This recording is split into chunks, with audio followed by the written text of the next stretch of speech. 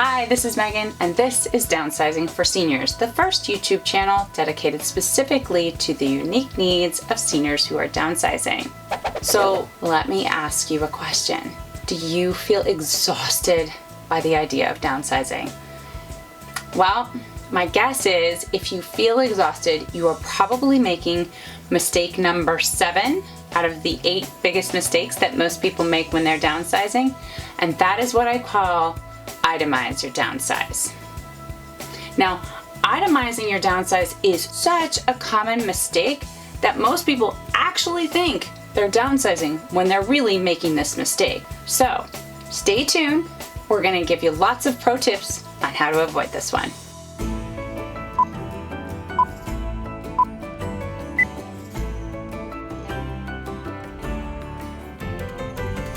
So while some of the information about downsizing on this channel is geared to seniors, most of it will apply to anyone who's downsizing, and that's the case in this one. No matter what your age, I'm thankful you've taken a few minutes of your day to watch this video.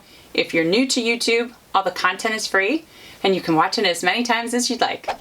If you've been following my channel, you know we're talking about the 8 biggest mistakes people make when downsizing. Itemizing is 7, but what is it exactly? Itemizing is when you try to find individual, specific homes for each item you are downsizing.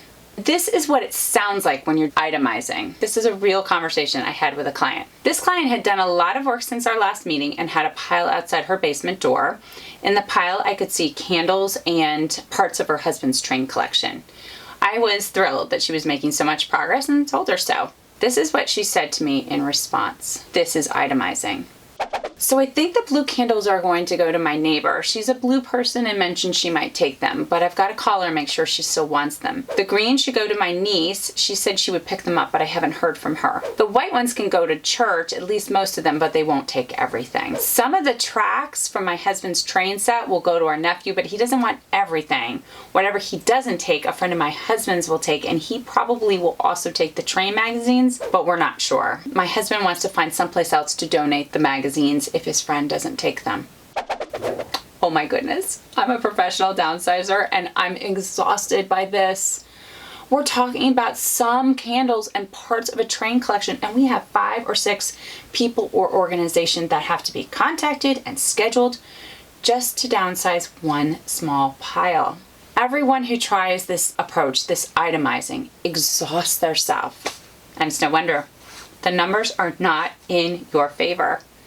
There's a statistic out there that says that the average American home has over 300,000 items in it. Pause for a second. 300,000 items in the average home. If you only need to downsize a third of your belongings, that's 100,000 items. You don't know 100,000 people or organizations. And to make it worse, when this stat was first used, the average American house was 2,000 square feet.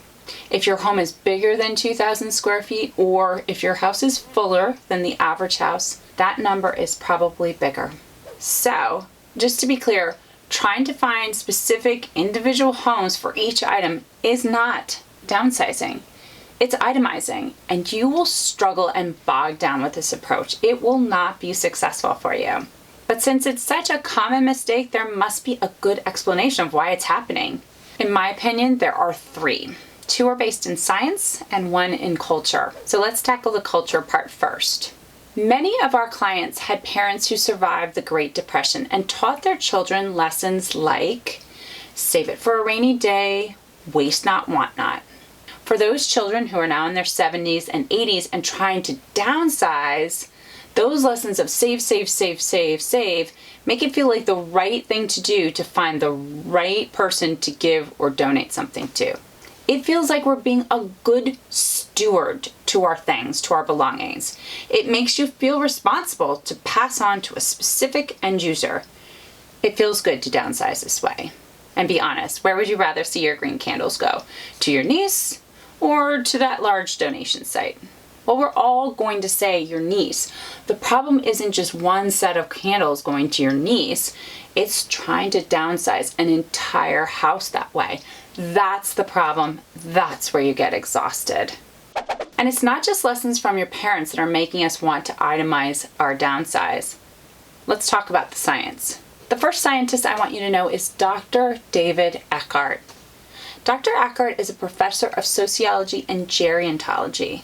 He and his colleagues from the Gerontology Center at the University of Kansas have done the majority of the science-based information we have about seniors and their possessions. In 2012, he and his colleagues published an article called Safe Passage of Goods and Self During Residential Relocation in Later Life. I know it's a mouthful, but academic articles aren't known for their catchy titles.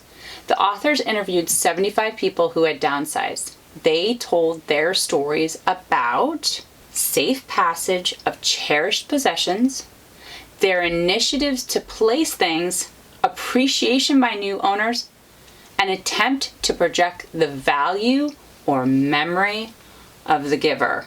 Let's boil that down. 1, cherished possessions.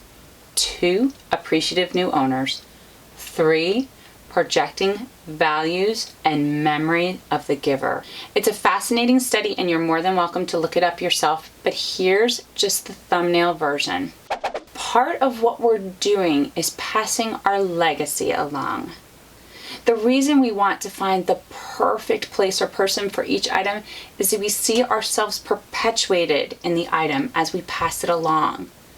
Seeing the end user provides that extension of self, far more than having your unwanted belongings go to people you don't know. Again, where would you rather see your green candles go? Of course, you're going to say your niece, not the donation site on the edge of town. By extension, we think our niece is going to think about us every time she uses those green candles, and that makes us feel good. But wait, there's more science about why we want to itemize. I'm going to make an obvious statement and seemingly silly statement. Before you can downsize something, you need to own that something. And it turns out that we humans, all of us, every age, every sex, every race, have an intense sense of ownership.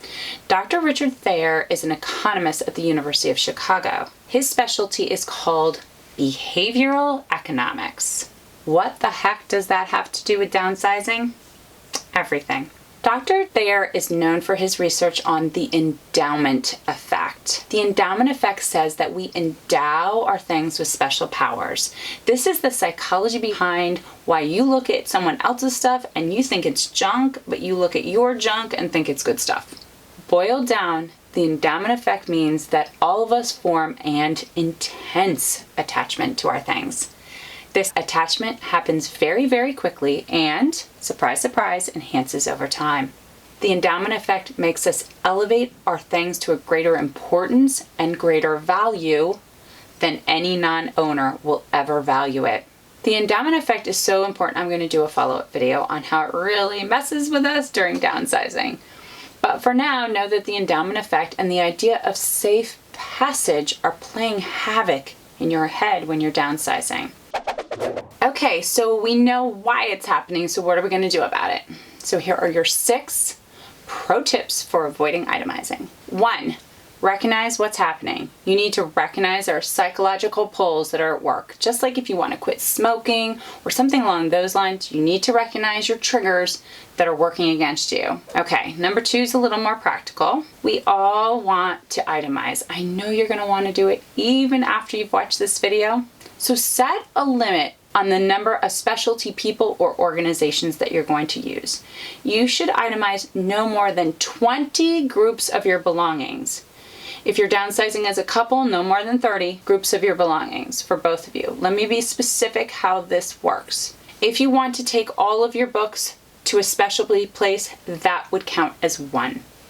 On the other hand, if you say to me, most of my books are going to the library donation drive, my professional books are going to my university, and there's a few books I'd like to sell, that counts as 3. Library donation, university selling, 3. I want you to write this down. I want you to post it around your house. Each time you itemize your belongings and find a specific user, you need to write it down and commit that you're not going to exceed the number. I will not itemize more than 20 groups of my belongings. If you're a couple, we will not itemize more than 30 groups of our belongings for your downsize. Pro tip number 3. I want you to have a wider sense of your responsibility. It's great to be a good steward to your things. It's great to be responsible. I want you to be responsible with all your resources. One of your most precious resources? Time. Time is so very precious to all of us. Trying to downsize one item at a time may be a responsible way to handle your belongings, but it's a really incredibly irresponsible way to manage your time. Your time is far more valuable than any tchotchke, any trinket, any tool, any piece of furniture. Yes, be responsible. Be really, really responsible with your time. 4th pro tip. Itemizing is about control. Trying to pick the perfect end user for your unwanted items is kind of like trying to find the perfect person for your ex-boyfriend or your ex-girlfriend to date. You've decided to break up with them. Now you're going to pick who they go to next? It just doesn't work that way. You care for your ex-boyfriend, your ex-girlfriend, your ex-belongings. You wish them well. After all, you cared for them. But let them go and find their way in the world. You don't get to control that. I know this is hard to accept, but you're no longer in control, even of those green candles. Because your niece, the one who wanted the green candles, you're right, she loves green so much that her favorite skateboard has green wheels, and she's planning to melt down your green candles, put them into muffin tins, and make wax patties so she can use them to wax up her skateboard wheels. And your nephew, who wanted the railroad tracks, he actually wanted them because he met a girl who's a really funky sculptor, and she uses them to make really cool chandeliers that she sells online. How you doing now? Are you really happy with the planned way the candles or the railroad tracks are being used? Probably not, but you have to be, because the minute you give your items away to anyone, you're no longer in control. You've transferred ownership, and that new owner gets to decide how to use those things. 5th pro tip, we're going back to the endowment effect. As I mentioned, we all have this incredible sense of ownership with our stuff, and there are things we can do that actually make it worse. I recently read that you shouldn't touch anything you're downsizing. Ooh, that's tough. Not easy to achieve unless you're working with somebody else or a professional downsizer. But let's consider the larger point of that statement. Every time we have a touch point with our belongings, our sense of ownership renews and increases. So, pro tip 5, touch it once, make a final decision. If you start moving it from pile to pile, if you start having conversations with it or about it, you will only enhance that endowment effect. And for goodness sakes, don't do anything to fix something you're downsizing. That's called the IKEA effect. You put work into something, you feel a stronger sense of attachment to it. So no sewing on buttons to donate a shirt, no touching up the paint on a piece of furniture that's being donated.